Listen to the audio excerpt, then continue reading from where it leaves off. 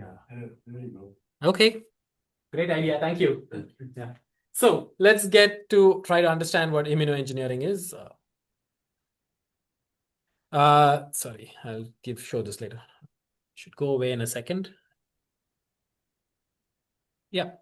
So if you look up, I'm sure it'll go away in a second. If you look up immunoengineering and under any new AI tool that you use, this is what is going to come up. So I thought I'd just show that as a starting point. And it doesn't necessarily recognize all the new things that are happening, which is surprising. This was created on Copilot. I tried it on Claude to many other tools, similar things. Vaccine development is still recognized as a cornerstone of immunoengineering. And I'm going to talk to you a little bit about the research in IISc on vaccine development. Leading up to cell engineering, which is, if you've not heard of, CAR T cell therapies are the most commonly used cell engineered products. This is used for blood cancers. We're going to talk a little bit about that, but not go into many details. The biomaterials in drug delivery space is what we work on, which is implants that go into the body. And a simple example is a stent. Many people end up getting stents, and there's an immune reaction against stents. How do we develop those stents? What materials do we use? What are the type of immune reactions, and how do we control those immune reactions? These can also work for foot ulcers, diabetic foot ulcers, which my lab works on. It can be for skin patches. It can be for bone tissue engineering. You get a fracture today, you're most likely getting a metal and a screw. And those metal and screws are developed as part of bioengineered products. My lab works on those and understanding the immune reaction to them. And there's a whole bunch of computational immunology and computational bioengineering that comes into play. And so we work a lot with computational engineers for designing our products, testing our products, and then eventually evaluating the efficacy of our products. Some background to vaccines. Sorry, I'm trying to get this out and I don't know why it's not. Went away, right? Yeah. Okay, so some history. The old age vaccines that were not known as vaccines have existed from ancient Egyptian times. There's not much recorded in India, but there was supposed to be something. And ancient Chinese civilizations have also talked about it. But the first vaccines that are modern vaccines, everybody would have read it in school, was from Edward Jenner, where basically they use live attenuated pathogens. What we mean by this is most of your diseases, infectious diseases, are caused by viruses or bacteria. And they basically can proliferate in your body and then cause serious damage. What you can do, and that's what was done in the 17th and 18th century, late 18th century, is not completely kill them, but give a less potent version of that bacteria. And that induces an immune response. You will get sick, but you will not get sick enough to die. And now you're protected because your immune system develops memory against that infection. And you can imagine that has many serious problems because you're still getting sick. And that would cause many issues. And in many people, that sickness can lead to debilitating loss of either limbs or other aspects of the life. And so later, Pasteur and Ferren and others developed what are known as killed pathogen vaccines. And this is what we've been using. All of you have gotten these vaccines. All of you in this room have gotten these vaccines that were developed in the late 19th century. This starts from smallpox to now new chickenpox vaccines to polio vaccines are mostly killed pathogen. You basically take that pathogen, bacteria or virus, destroy it in the sense that it cannot proliferate, it cannot grow, but all the components still remain. And that's what is injected, and the immune system recognizes it and produces responses against it. But that doesn't work very well for many diseases. Examples include influenza, your COVID-19, which you know of more recently, but also includes diseases that you might have heard of, tuberculosis, malaria, and so on and so forth. So how do you generate new vaccines? And that's where immunoengineering comes in. You really cannot use these old techniques. You need newer tools and techniques. One of the most common newer tools that was started developing in the 1920s, but is now applied much more often, and that's a conference that I attended just now in LA and I've come to, is engineering proteins and adjuvants. So you take proteins from those pathogens, figure out what are the best proteins to develop an immune response against, engineer them outside the body, reverse engineer them in many ways, attach components. It's not just about the protein itself. You attach now components that will make them more immunogenic. And that's what an adjuvant is. And that's where it could be a chemical molecule, it could be a biological molecule, or it could just be materials. We've started making new materials as adjuvants, and they induce an immune response. And together you will get a better sort of vaccine. And that's a core area of research across the world. And it includes some work in IISc. We have been working with faculty and molecular biophysics unit for developing these new protein adjuvant vaccines. Some of you, I think one of you is from molecular biophysics, if I remember correctly. So that's what we've been doing. Now, of course, many of you here would have gotten the mRNA vaccine, the Moderna or the Pfizer-based mRNA vaccine. The mRNA vaccine is slightly different in that you don't engineer the protein outside the body. You let the body produce the protein. You engineer the mRNA sequence. And that's a new set of methods to make these vaccines. And the reason that it is supposed to be better, it's not really better than the protein vaccines. In fact, if you compare head-to-head protein vaccines and mRNA vaccines, they're equivalent, and sometimes the protein vaccines are actually better. But you can develop this within 6 to 8 months. This takes about 10 years to develop. Engineering the protein, understanding how it works, and finding if its efficacy is good takes a long time. mRNA vaccines can be done much faster. And that's what you saw in the pandemic. And one of the first things that I'm going to talk to you about is the mRNA vaccine work in our laboratory. Why did we do this in our laboratory? Well, let's go about 13, 14 years ago. This is where I was, the Koch Institute at MIT. And my lab, my postdoc advisor, was the one who founded Moderna. And at that time, they raised $1 billion, and we were laughing about it.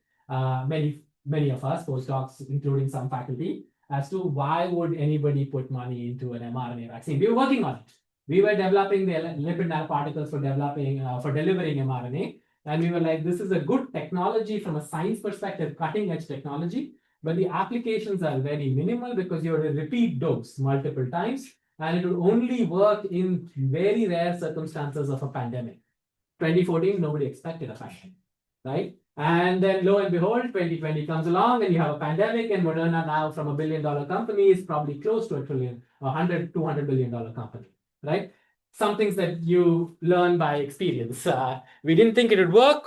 We were working on it. The technology was good, but just didn't seem to want to see how to translate it. But it worked, right?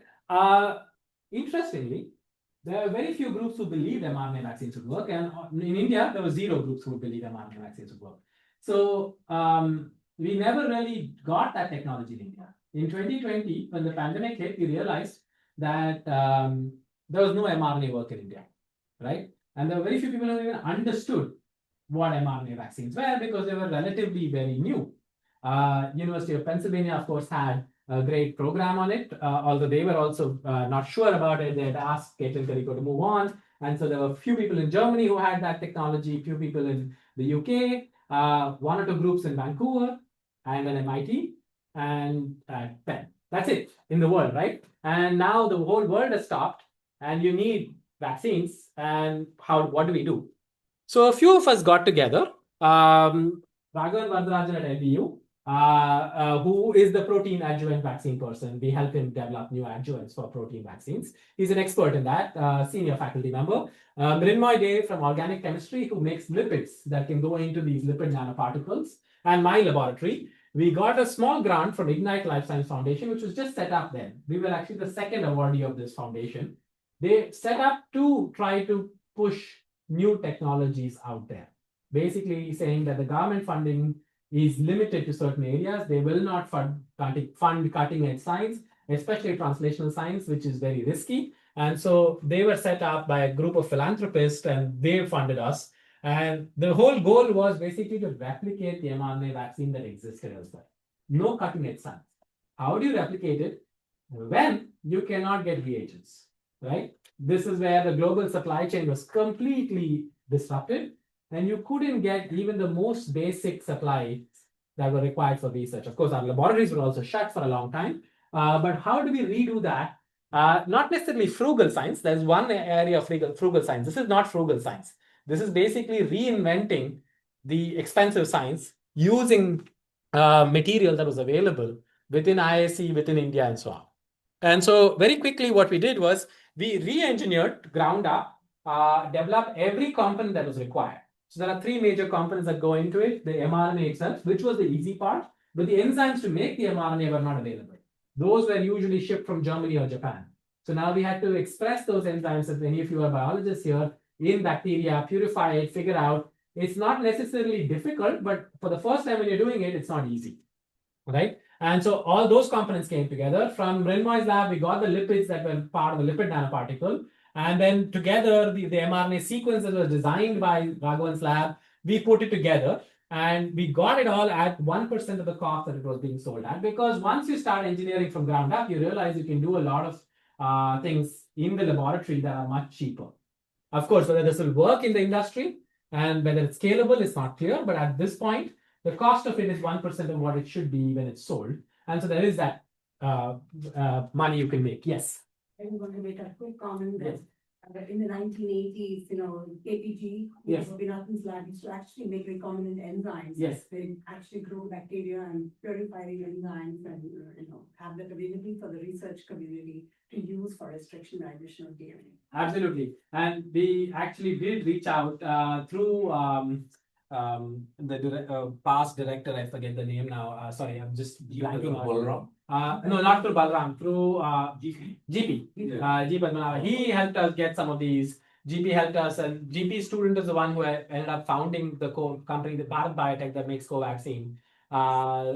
So we had those connections, but the technology was not technology. Technology existed, but the production capacity was lost. Right. We didn't do that, and that was something that we realized. Right. So we're starting to do that again, making enzymes locally, even if you don't make money out of it. I mean, from a business perspective, you don't make money out of it, but at least can you store some of those enzymes in emergency case if somebody needs it? Can you do that? Yeah, it just brought back some memories because I have used some of the enzymes from KPG's lab. Yeah.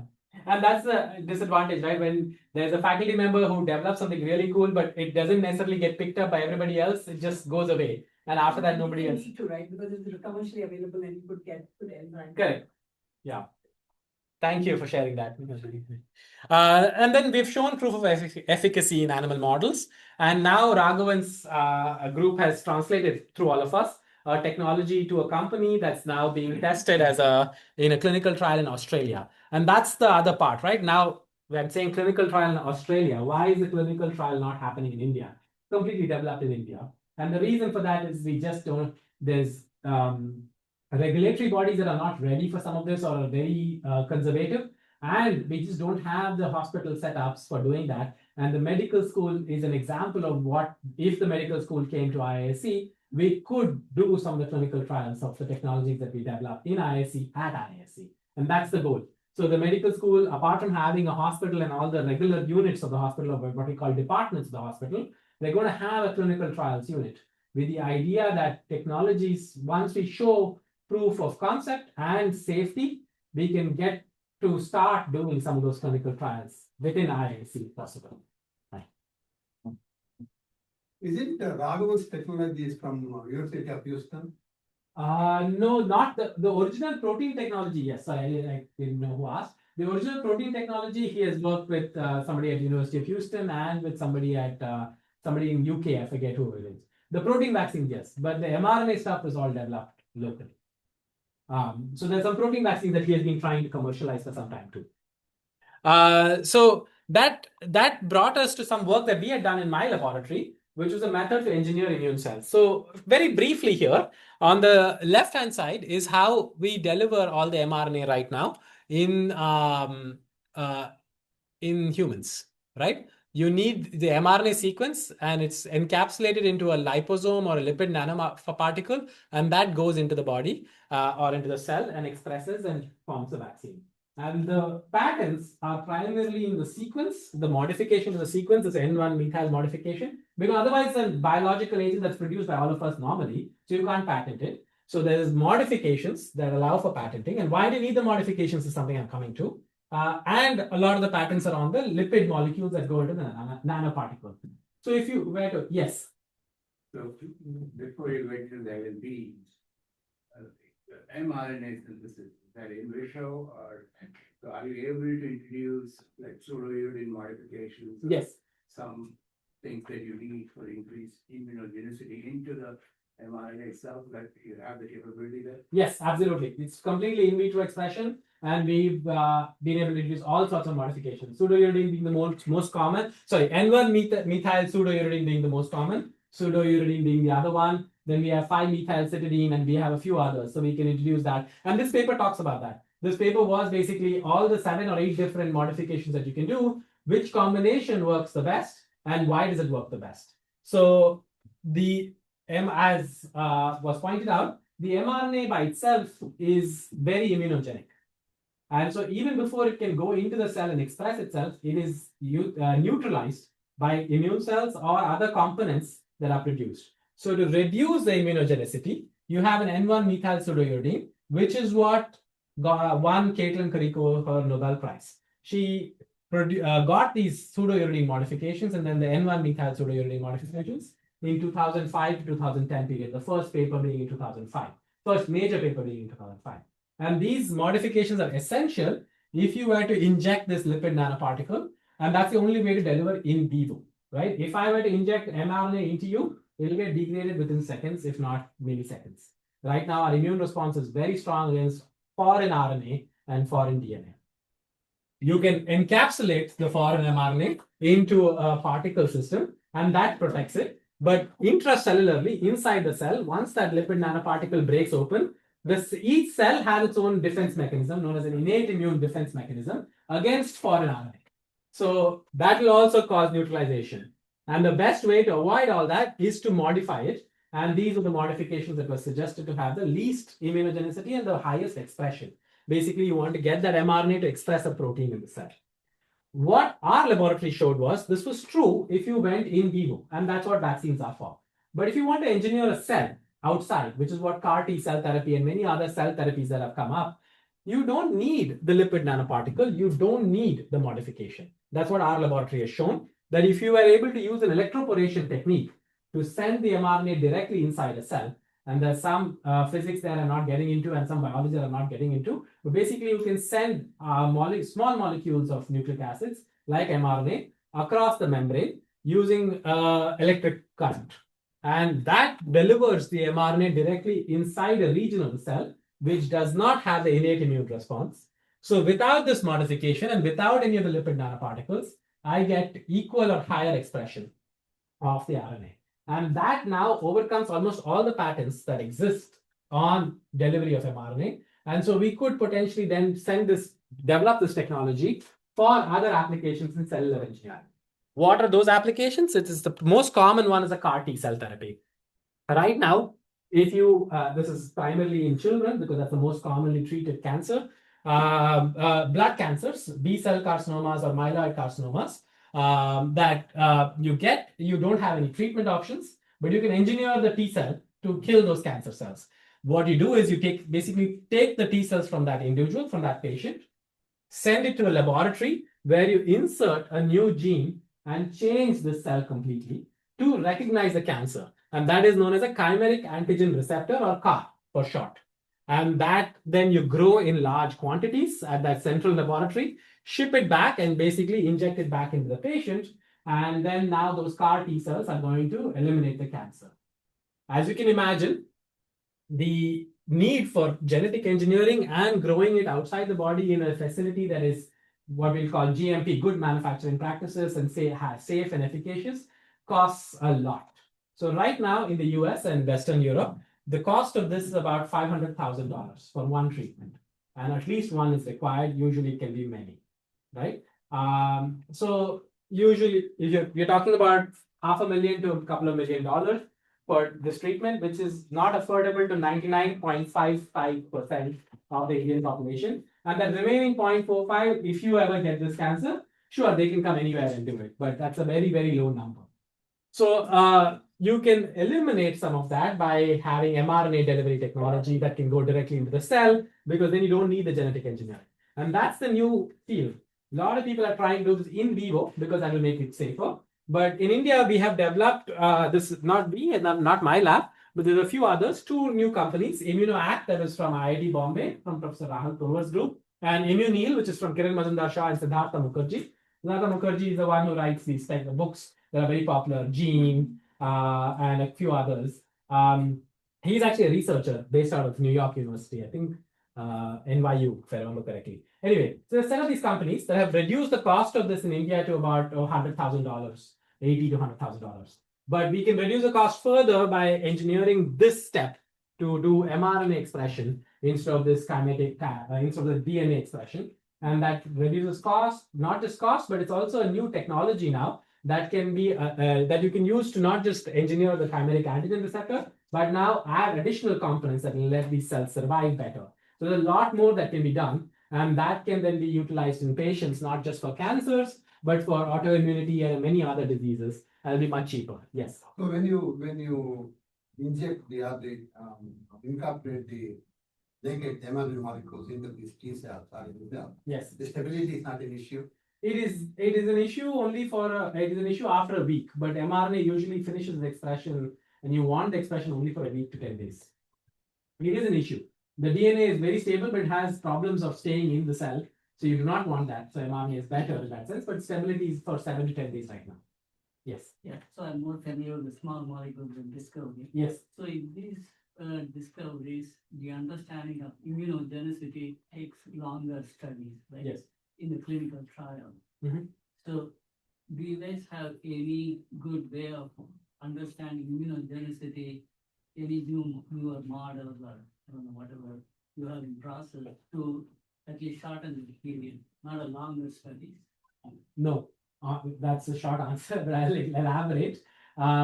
We have been developing newer cellular models, organoid-based models to evaluate immunogenicity. We, of course, have the animal models that are available world over, but none of them are as good as finally testing it in larger animals and humans. So the long answer still remains no, but we are getting there. We're hopefully getting there.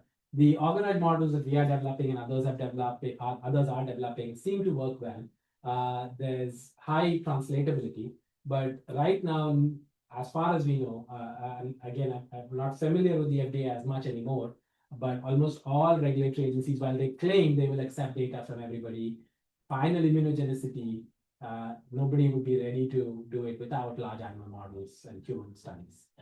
So that's one challenge is always there with your Yes, experimental therapeutics. yes, that's going to be there. Yes, yes. Doctor, one stupid question. No. You know, you said you use this mRNA, mRNA bacteria, into a bacteria, and that's how you develop. Yes. So these bacteria multiply, right? Yes. But do they mutate? Yeah, so we don't put the bacteria into the body. Outside the body, if you have to develop But new if they DNA, they mutate. Yes. Does it change the characteristic of what you into the? Not necessarily. So we have checks and balances to ensure that the sequences that we get out of the bacteria remain patent. They don't necessarily So change. even if they mutate, then Yes, if there's mutations, we don't include that particular batch or we discard that. We have checks to but you have a filter for. Yes. Yes, we ensure the sequence remains the same. So we have a filter to ensure that Mutated do not come into. well, yes, it's not a physical filter, but there's a method to Yeah. ensure that we either discard that particular batch or only if it is the same sequence we take it. Has this been deployed successfully either for like cancer or autoimmune? CAR T cell therapy? Yeah. Yes. There are many. Autoimmune also? Not for autoimmune. CAR T cell has been shown to work effectively for blood cancers. Now there's a lot of work that's gone on for solid tumors as well as for autoimmune diseases. But in autoimmune diseases, it's tougher because you want to suppress these cells. So there's a different response. You want a chimeric antigen that does not recognize or it suppresses other T cells. So it's a little more complicated. There's some work that's gone on that's very good, but nothing that's out in the market that I know of.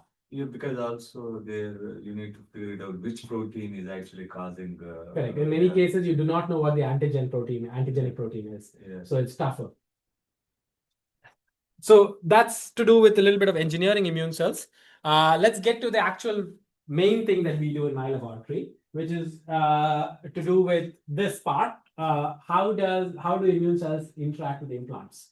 So very simply, there's an implant that goes into your body. This could be a stent or bone tissue implant or anything else. There's a bunch of reactions, proteins to carbohydrates to eventually immune cells that come together. We study these interactions. So that's the part I'm going to skip. And eventually we can modulate those interactions by changing the surface chemistry of the implant. So there's a lot of materials chemistry involved, or by understanding and making changes to the immune cells altogether. And that's what I'm going to talk about, the second aspect, which is what was part of 2 PhD students who are sitting in the back here. Why do we need to do this, right? To give you some context. We started this before the pandemic, but the pandemic helps me bring the context back. So if you ask anybody in the community, of course, you ask any scientist, they'll say this, but anybody in the community knows this. If you have diabetes, you're most likely more prone to infections. Almost everybody seems to know this. If you ask anybody in India, they're like, yeah, I know I'll be more prone to infections. But why? We do not know yet, right? So there's a lot of studies, including from my lab, that have shown that the immune system in people with diabetes is altered. There's a bunch of changes in white blood cell function, impaired blood flow, there are dysfunctional T cells, and there's chronic inflammation. But putting it all together and saying why there's more infection is not there yet. We still don't understand the entire mechanism that results in more infection, so we do not know how to interfere. And this became an acute problem in COVID, right? If you go back and read any of the actual literature and news articles, if they had details, almost everybody who passed away with COVID had diabetes or obesity. Very rarely would a completely healthy individual have mortality with COVID, right? There's a very high number, like 90% and above. Of course, we had some other autoimmune disease and something else that happened that was given. Any immune system dysfunction was given. But in an otherwise healthy individual, it was the diabetic individuals who were the highest at risk for mortality. This is for the whole world. Whole world. Whole world. For example, we were all amused a little bit by what was happening in Italy. We didn't understand it. That's why we were amused. This is September 2020. First wave had just about ended in Italy. And this was March, April, when Italy was seeing its highest deaths, by far highest number. And that remains one of the highest in terms of percentages. And this was the first study that showed, oh, we are seeing that COVID-19 in people with diabetes, and they are having much worse outcomes. And the healthy individuals were not, right? And these are heavily diabetic people, heavily obese people. Age added to that, and it caused problems. And Italy does have an aged population, right? But if you, as a scientist, if you just went back, the first instance of this was reported in the 1960s and 70s. And that became a policy in the 1990s in the US and Western Europe. Why do you need to take influenza vaccine?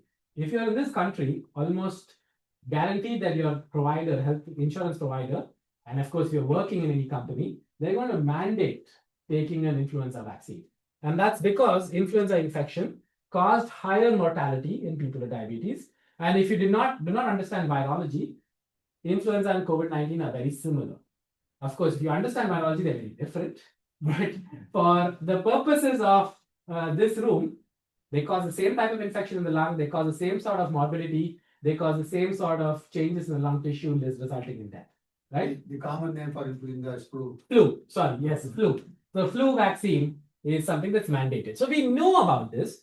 And from the 1990s till 2020, now 2026, we still don't fully understand why this is happening. We understand specific details, but we don't know how to interfere yet because we don't understand all of it put together.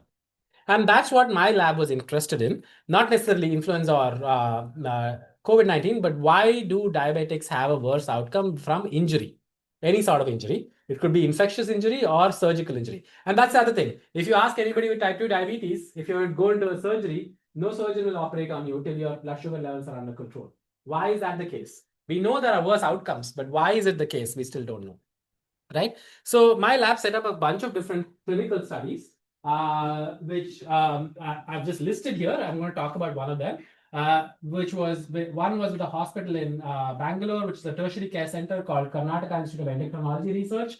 which was on diabetic foot ulcers to try to understand why foot ulcers don't heal, which is one of the complications. Lung infection is another complication. Foot ulcers are a very common complication, resulting in amputation, right? And to this audience, there's no need to describe it much more, but it's a very common disease in India.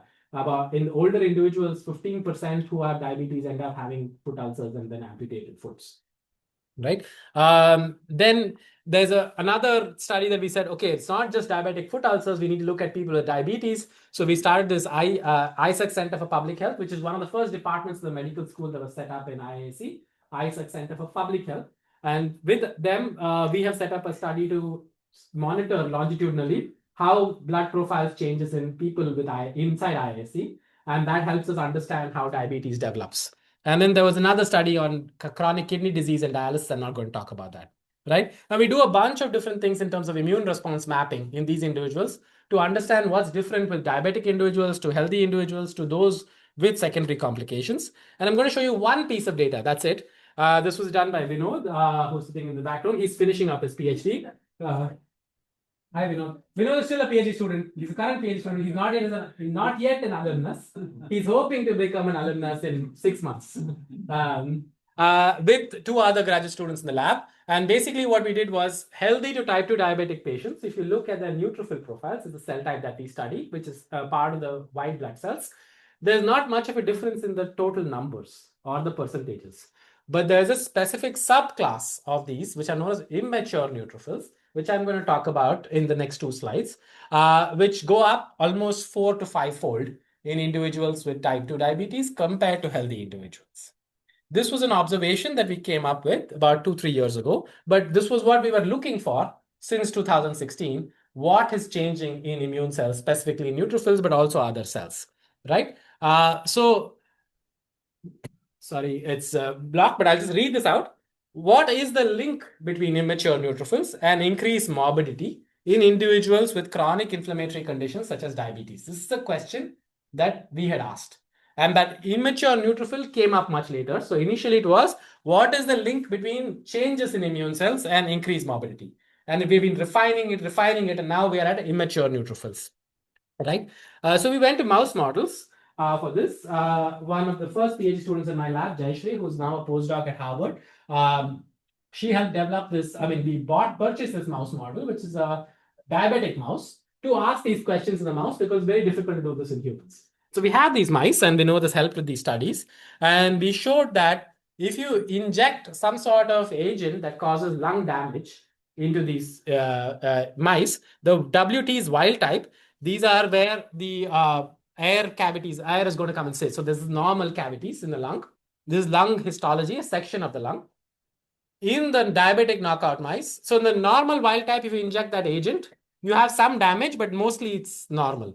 But in the diabetic mouse, which is written as KO, there's much higher infiltration of these immature and neutrophils in general, but immature neutrophils that causes damage. And you can see the amount of white space here, there's much more, white space here is less. That's all you need to know. If you don't have white space, there's no air. If you don't have air, that animal is going to die, right? That's the basic idea. And that's what happened in COVID-19. You basically were not able to breathe after a certain amount of time because there was no air pockets left. Your immune system was destroying your own lung tissue in the context of an infection. So why does this happen? Diabetes causes many, many cell types to change. How do we know that this is driven by immature neutrophils? That was a question that we were trying to answer, and there was a model that we set up. That's where the biomaterials come in, right? To develop this sort of model, the question is very straightforward in biology. If entity X in this immature neutrophils is causing the condition Y, which is increased morbidity, you either delete X to prevent Y or add more X to increase Y. Straightforward logic. You cannot do this though. Removing a cell causes death. So we were never able to get to a model that did this, but we could do this. We increased X to see if you increase Y. That was the concept that Alkesh, who is now a postdoc at Stanford, PhD student from my lab, worked on. And basically, he developed this biomaterial implant model that caused an increase only in immature neutrophils. And that was a screen that we went through, tried a few different implant models, screened for different cell types, and eventually found out that this chitosan, which is used in bandages at times on humans, if you implant it into animals, you can get this sort of response. This is his thesis, 200-page, 5-year thesis, 5.5-year thesis in one slide. So he must be feeling very bad. But summarizing a lot of it, there are some mathematical models and stuff that we went into. Basically, what you're looking at is neutrophil changes in space and time. Space being the location in the body, bone marrow versus blood versus peritoneal cavity. And I don't need to bore you through this. I'll take you through it quickly. And time is after the injection where we've labeled a cell. And now we can track that cell, right? Day 1 after tracking, day 2 or day 7 after tracking. Your mock is where there was no implant. So that's your control in some sense. There was surgery, but no implant. Alginate is a type of material. Chitosan is another type of material. And what you'd appreciate here is the green and black go hand in hand. That material and the no implant seems to go hand in hand. But the orange substance seems to do something different. What is it doing? Very quickly to summarize that. If you apply a simple chemical engineering mass balance equation model, differential equation model, you will come up with maturation time in the bone marrow for cells. Normally, these neutrophils need to mature for 2 days, and we calculate it to be 53.62 hours, right, with some range. That happens if you have alginate, but doesn't happen if you have chitosan. Your maturation time has dropped to 24.12. So instead of maturing for 2 days, you have maturation time reduced to 1 day. Right? That means you have immature neutrophils that are getting into circulation. And those immature neutrophils are likely to cause some sort of damage. What is that damage is what we are studying. Right? But this model helped us understand that we can generate immature neutrophils. So we have a model that will generate immature neutrophils. And there was a whole 2 years where Vinod and Alkesh, all they did was show that there were very few other changes to confirm that there was nothing else happening, because many other things could happen, right? So now, could this cause immunopathology? And we did that using these 2 models. So there's 2 drugs that are already available in the market. We don't develop new therapeutics. We try to repurpose therapeutics that are already available. So anti-GCSF administration is given to certain patients with autoimmunity and in certain types of cancer. And this new drug that was developed out of Japan is already approved for use in Japan and Korea for acute lung injury. May have been used in COVID-19. We don't have the data, but it's not approved for use in the US and not approved for use in Europe. And mainly because it's not, and if you read the literature, it's not because it's not safe. It's very safe. It's not approved because it doesn't make money. Nobody has done the clinical trials. In the US, FDA wants you to do clinical trials among US patients. It's been used for 10 years in Japan and Korea now with almost no fatalities. So there are problems with that. But the main reason is, where do you use it? COVID-19 has come and gone. Now, where will this drug be used? Right? And we are saying that any infection in diabetic people, you could use this drug. And so basically what we were able to show is that, I'll summarize without showing you any further data. In the bone marrow, there's a bunch of different neutrophil things that are happening for neutrophil maturation. That's what this is, right? And then mature neutrophils come out. If you have an inflammatory condition, any inflammation, you have immature neutrophils that start to come out. Thanks to Alkesh for making this graphic for me about a few years ago. Now, if you add a second inflammatory stimulus, this is what Vinod's PhD was, then you have immature neutrophil-driven damage. And we can block this using Civilstat and anti-GCSF blockers, both of which are already clinically available, right? And we're using clinically available molecules in mice. And now, with the medical school coming up, we're hoping that we can start a clinical trial in India to test if this would be efficacious in patients with type 2 diabetes, right? So this is the part 1. There's another part. I'll quickly go over it, but I'm happy to stop here for questions if you have any questions. So if you stop it, like the infection, the infection still will grow, right? Like suppose. No, okay, yeah, sorry. I should have mentioned this. Very interesting aspect, right? If you look at the patients who had mortality in COVID-19, greater than 80% had no residual disease from the virus. Oh, okay. The virus went away about 1 week before the patient died. And it's well documented that even in influenza, this happens quite often. The body is capable of eliminating the pathogen, but the mechanisms for check and balance that prevent host damage and your own cellular damage is lost in diabetes. So the immature neutrophils are very good at killing virally infected cells or bacteria. We've tested that. There's no major difference. And there's another PhD student who's following up her thesis on this, Staph aureus infections and why neutrophils are able to still clear them. But as we understand it, it's not the inability to clear bacteria, it's the inability to check yourself after that and prevent damage. Thank you. Prevent damage. Yes. So in the COVID deaths, there's always some mention of the cytokine storm. Yes. One of the things they're doing is put them on glucocorticoid. Mhm. Is this complementary to that, or is this very different? It's very complementary. I've not shown you the data, but glucocorticoids work in our system too. But they work only if you gave it at the time of infection or damage. So that's impossible in humans, right? So we are now doing studies to figure out what might happen if you give it 2 days later versus 4 days later versus 6 days later. When is it that it will stop working? The concept is very similar. Glucocorticoids, though, affect everything. And the problem with glucocorticoids is that they might not have, their presence might prevent bacterial and viral clearance. That is a problem that we are not sure. Civilstat is a very specific targeted molecule. Anti-GCF is a very specific targeted molecule. So it's not going to stop bacterial clearance, viral clearance, as far as we can see. There are some studies on JAK inhibitor also. Which inhibitor? JAK JAK inhibitor? Yeah. So that might work too. Yeah. For cytokines. Cytokine storm. Yes. So in terms of the effective function of these immature neutrophils, is there a particular kind of effective function which is Yes. creating this response? Yes. Second question is there a difference in the total number of in addition to the receptor? Yes. Both, yes, I'll tell you the answer. First one, in the function, there are 4 major functions of neutrophils. Phagocytosis, which is lowered in immature neutrophils, so they're not able to eat up as fast, but they compensate for the phagocytosis because that's not a major function. Macrophages have higher functions for phagocytosis. They compensate for that by producing more NETs, neutrophil extracellular traps. So there's much higher neutrophil extracellular trap production by immature neutrophils at baseline level and upon activation compared to your mature neutrophils. And they also produce higher amounts of ROS at baseline. Upon activation, it's very similar, but at baseline, they're producing higher amounts of ROS. So they're compensating for loss of phagocytosis, most likely. We hypothesize that by doing these 2 functions better, and hence they're able to clear up pathogens. The second question was, yes, the numbers are also higher. That can be a problem. We are not able to control the numbers. In the lungs, over 100-fold higher? Go back to the data with Vinod and Alkesh. I don't remember now. Some number, 10-fold higher. 10-fold higher. Thank you. Yes, there was a question. No? Okay.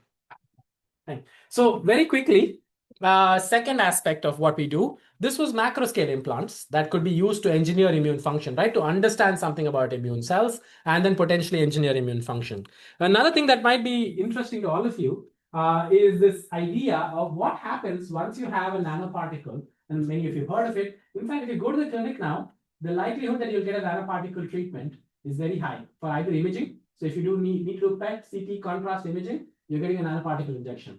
If you have anemia, you're getting an iron oxide nanoparticle. For many ultrasound imaging systems that are not basal, you're getting an iron oxide nanoparticle. And the question is, what happens to them after that? And most regulatory agencies like FDA and EU and everybody else has been only studying what happens 6 to 8 hours, 12 hours. As long as it's going to the liver, nobody cares about it, you get it released. But what we have been showing, and many others are now suspecting, and this happens even in microplastics in your food, in the air, and so on, is that they are cleared by these phagocytic cells that are immune cells, macrophages and neutrophils. Those are your cells that are clearing them. But they stay inside the cell because most of them are non-degradable or very slowly degradable. When we say slowly degradable, I'm talking about months, but most of the efficacy studies are maximum 2 to 3 days. 6 to 8 hours is the most common, 2 to 3 days. And if it's not killing the mouse or the larger animal model after 1 week, you go ahead with clinical trials and apply it in humans. But what happens a month later? This cell is alive, and that particle is still inside the cell, right? So the question that we have been asking through a bunch of studies, and I'm not going to talk about it, is what happens to that cell in terms of its functional ability once it has a nanoparticle or a microparticle inside it? How does the cell's ability change? Does it change? And it does. And how does it change? Is it able to now respond to infections equally well, not respond to infections? How is it going to deal with tumors? All of these are things that we are studying. So that's the other aspect of my lab. About 3 PhD students are working on this, right? So I'll end here with a quick summary. What we have been doing about my lab, I want to pitch one small thing to you before I end. So we've been trying to screen therapeutic molecules that could help in clinical treatments of lung infection or diabetes. then move on to chronic kidney disease and other aspects. But that's the major focus of the lab. Another focus is the long-term effects of nano microparticles on immune cells. When I say long-term, I'm talking about months. We have good in vitro models to do it in days, and then potentially in vivo models for months. These are the two major aspects of work in my lab. Yes. Or Not my lab, but there are many others who have been doing that. Unfortunately, not my lab.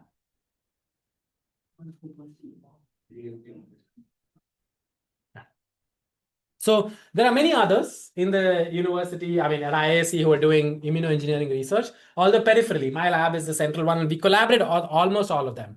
So there's a bunch of computational work that goes on that has helped us do our work. So I've collaborated with all three of the computational immunoengineers on campus. I call them immunoengineers. They call themselves computational biologists. Because they're working with me, we say, okay, you're also an immunoengineer. But we've been working with them to analyze our data, plan better experiments, and do the studies that we do.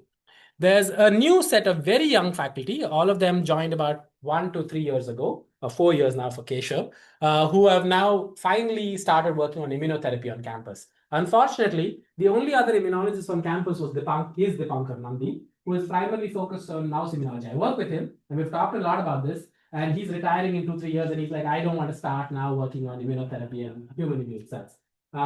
So there's nobody else, and that's an area that's very poorly represented. And so what I have been pitching on campus and with everybody else is to get people together to do more immunotherapy, immunoengineering research at IISc, which is an area that needs to grow because 70% of the biotech market right now, not just the market, right? It's not the market, it's the clinical need for those therapies. Many patients need this sort of therapy, and we're not developing it in India. So we want to try to do that. So Biocon or any of the bigger organizations, because these are all strategic things Yeah. for the Correct. nation, right? Can they establish a chair, some kind of a chair? Yes. Where you can get a world expert there to stay there for 2-3 years and Yeah. So Kiran Mazumdar actually did that. yes. She has a R.I. Mazumdar chair position at IISc. She gave us about, I forget, but not for immunoengineering specifically. She gave it for antibody therapies. And so there is a position. But what is, it's starting, it just started, and we need more. Absolutely right. So Biocon has started it. We are talking to Serum Institute of India to see if they'd be interested in some vaccine chair position. We've been talking to Bharat Biotech, along with Serum Institute to see the vaccine stuff is happening. Medical implants, though, is still a challenge because there's no major production company in India for medical implants. Siemens and GE are the biggest, Siemens being the biggest. Siemens has a big presence in India, but they're still a German company, so they're being hesitant. We're working with them. They've funded MTech students.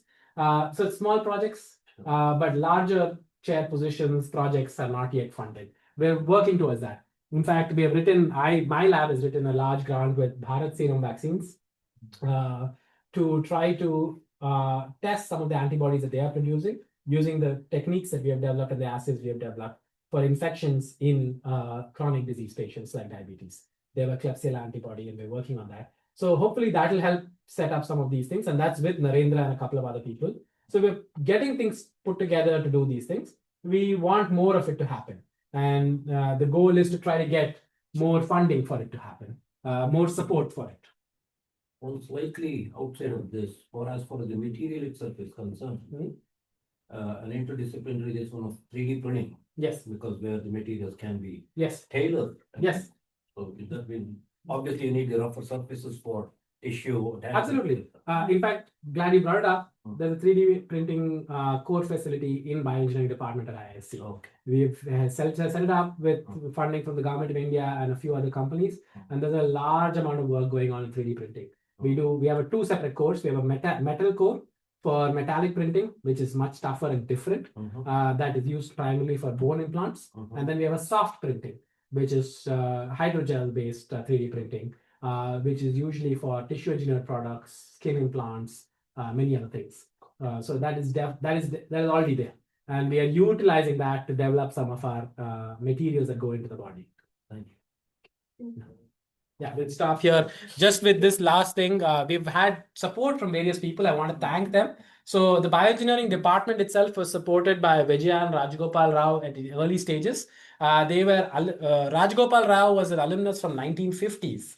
Unfortunately, both of them have now passed away. This was when they had supported us. They basically just wanted to give their life savings. They have 2 children, but their children had gone on to do different things.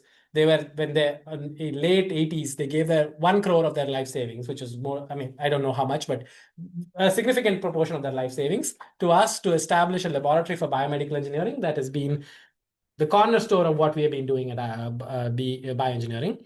Then, thanks to Anita and Animesh Mukherjee for supporting us by running course programs in immunology and immunotherapy, which we've.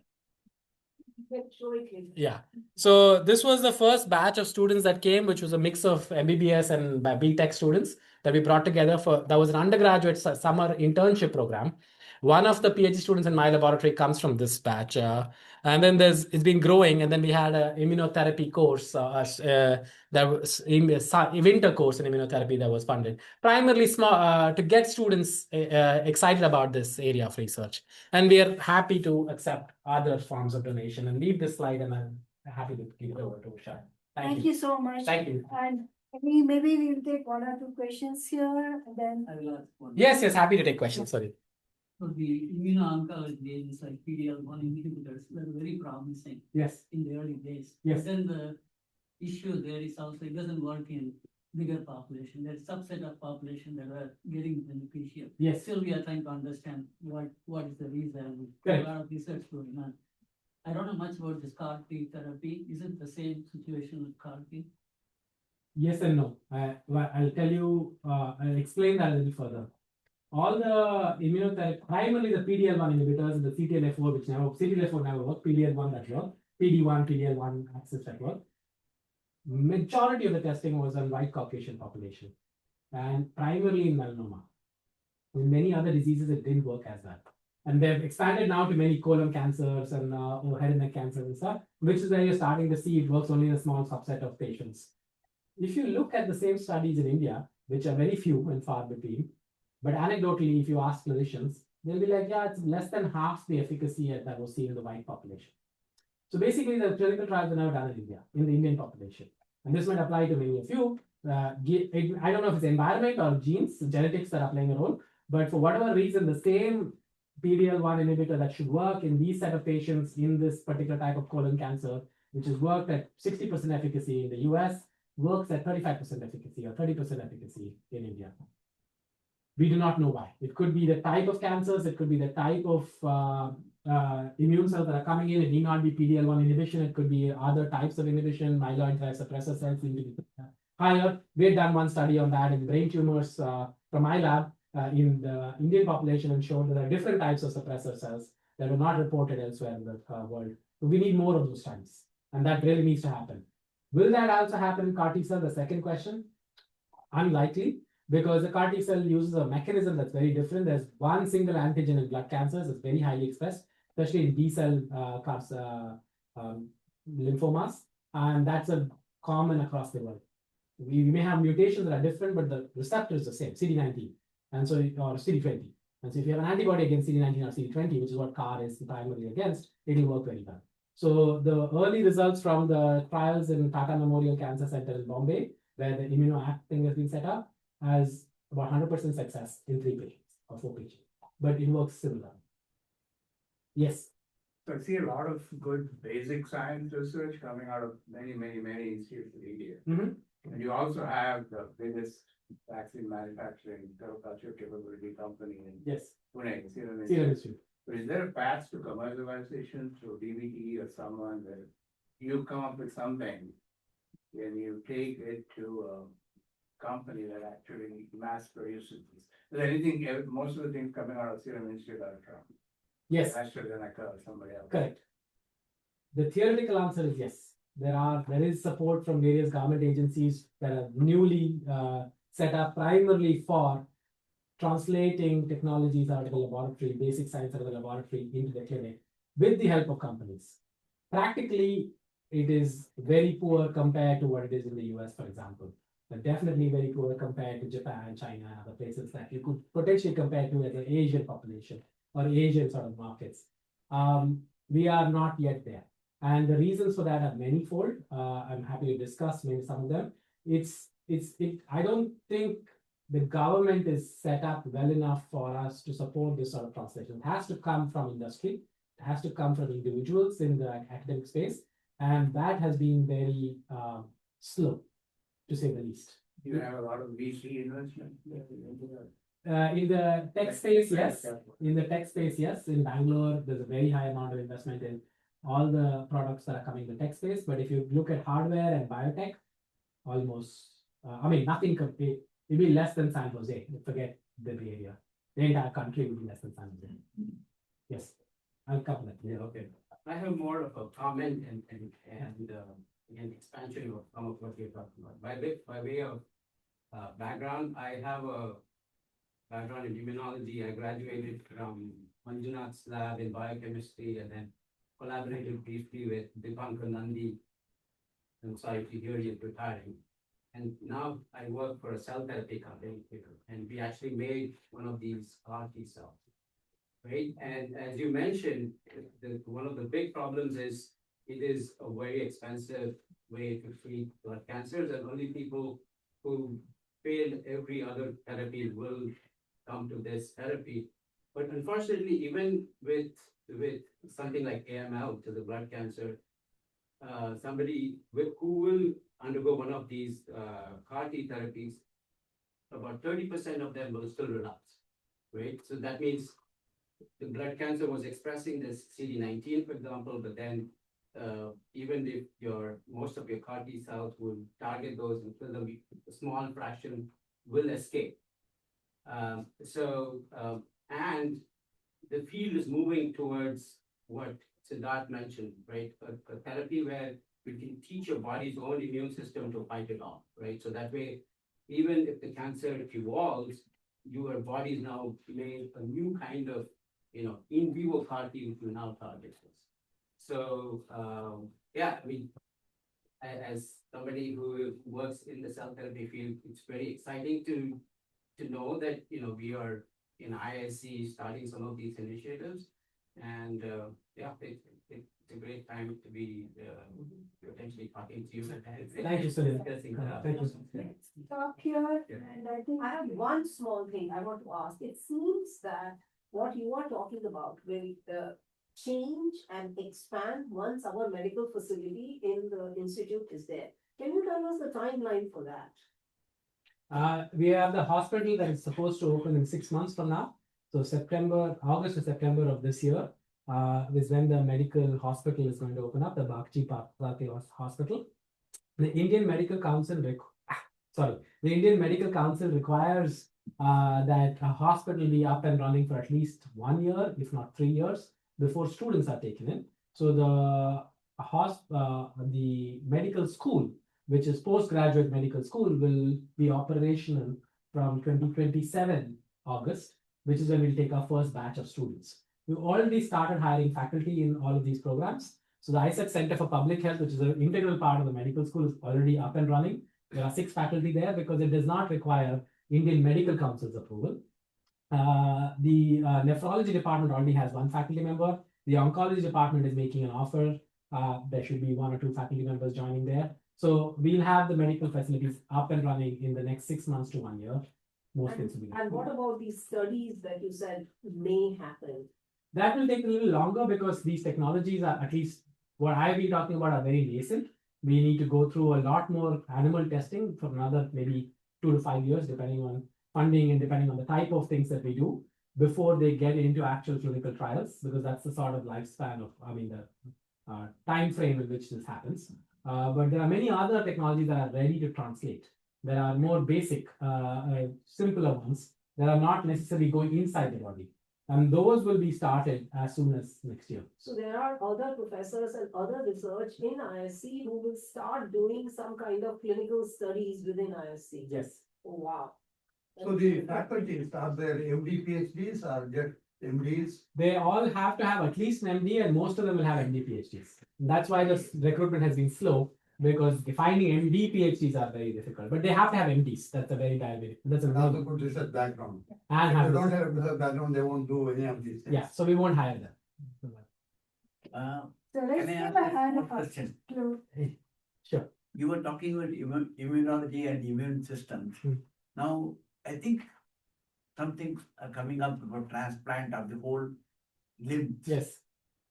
And these, they have to take the immune medicine the whole lifetime. Correct. Is there something being done so that these immunology thing can be produced in the body itself?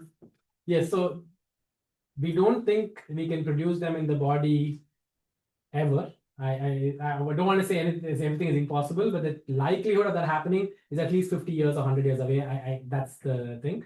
But we are definitely, a large amount of work is going on how to get the transplants to be more similar to your own body.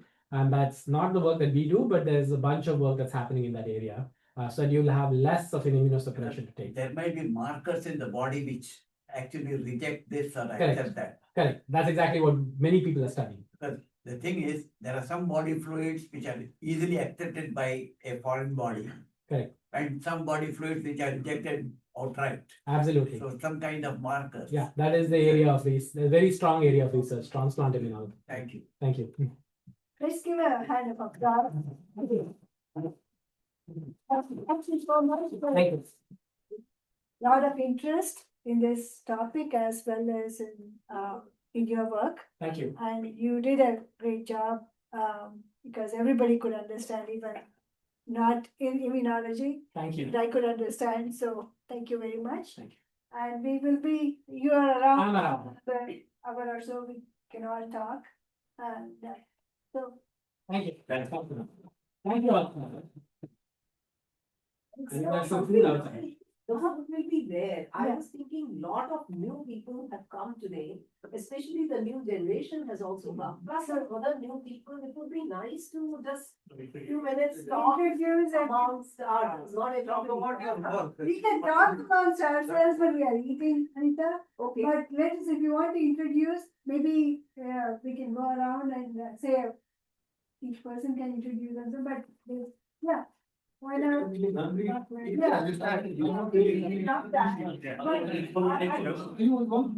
what we can do is instead of individual introduction, like group introduction, right? For example, would be that easier.